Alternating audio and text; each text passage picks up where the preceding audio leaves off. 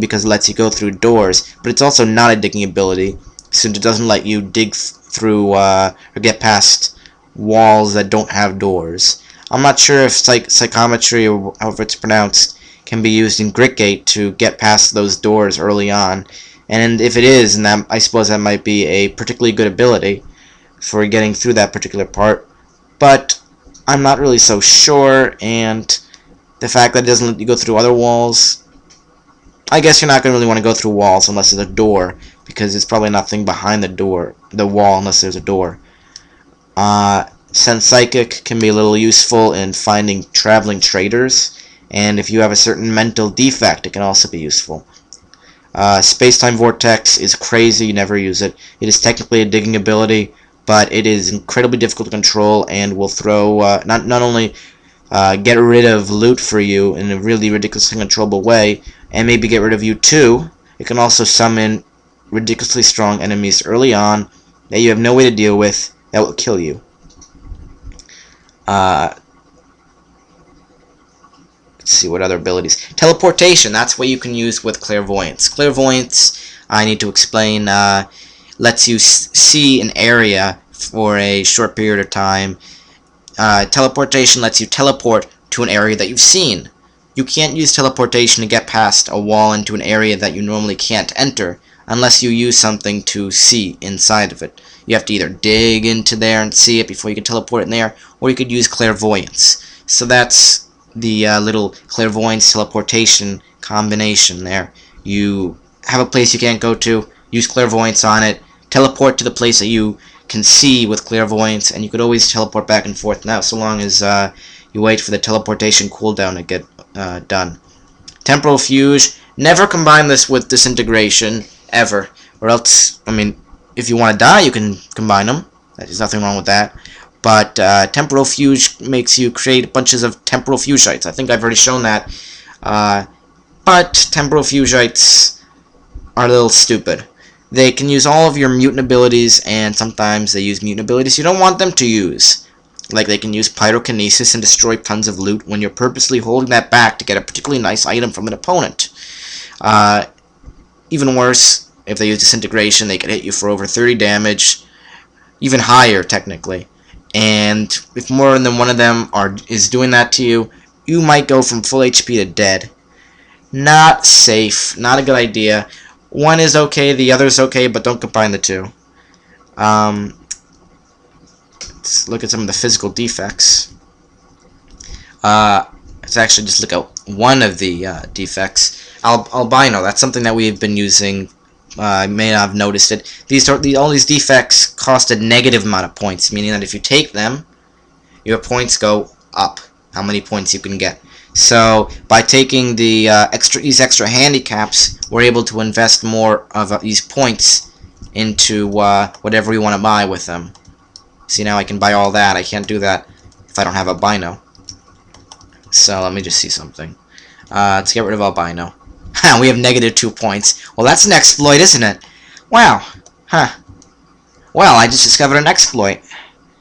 Okay. I probably shouldn't take advantage of that exploit. Maybe it'll give us an error message. We'll have to try that out.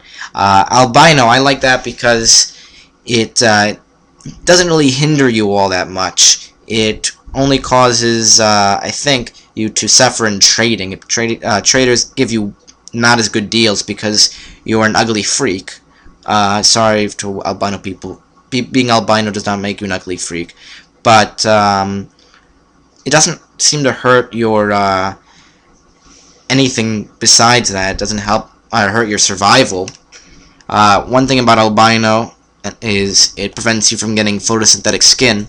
Kind of hard to have white and green skin at the same time. A lot of other abilities are like that. Like if we get burrowing claws, we can't get flaming and freezing hands. Quills has his own guy he can't be with. But I like albino. Albino gives that special bonus of not letting you manifest photosynthetic skin, which I consider a good thing, since I prefer to manifest so many other things. I would never get to photosynthetic skin, or if I did, I would already have so many other ways to deal with food and stuff. So, I'll just quickly go over another thing. Blinking tick. I combine blinking tick and evil twin. I don't know what a blinking twin would be. Blinking tick is technically a digging defect, if you want to consider that. Like teleportation, it teleports you around, but you can't control it. And it does it at random times. And it sends you to random places.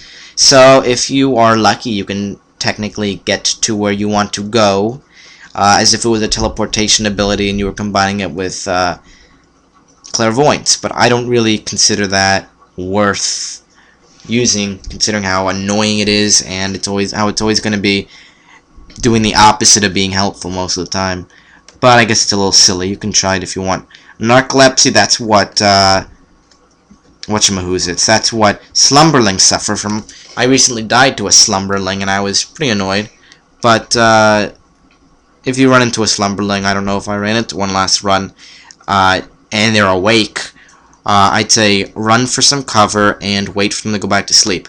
Try to stay as far away from them as you can, and eventually they should go to sleep, and then just keep waiting because you can't be sure that they're sleeping. Just stay away from them. If any enemies are going towards them trying to kill them, they're gonna be in for rude awakening. If you can snipe them before they do it, do so. If you can't, run away. The enemies will get killed, and you should be far away by the time the slumberling gets done with them. Socially repugnant seems to be the same thing as albino, except probably to a greater degree, and it doesn't give you that no photosynthetic skin quote-unquote bonus. So I feel I've spent more time on this than I wanted to, but let's actually go over some of these, get some of these abilities that I want. My normal setup is albino. That gives us a few more mutation points so that we can get through this without wasting a single point. Let's see, we got light. I feel like I'm missing. Yep, there you are. Precognition, domination, and then we have exactly one physical mutation. Here are all these things that we can't get. Oh, we can't get those because those cost 5 points and we have 4 points. It's some electrical generation. And just for lulls, let's see if we can do something sneaky. Let's get brittle bones, why not? And what are we going to do with our remaining 2 points? We're going to get... There's nothing that costs 2 points. There are only 1 pointers. It's odd. I suppose we'll get Sense Psychic. Kindle's useless. Don't bother with that if you have an extra point. And Thick Fur.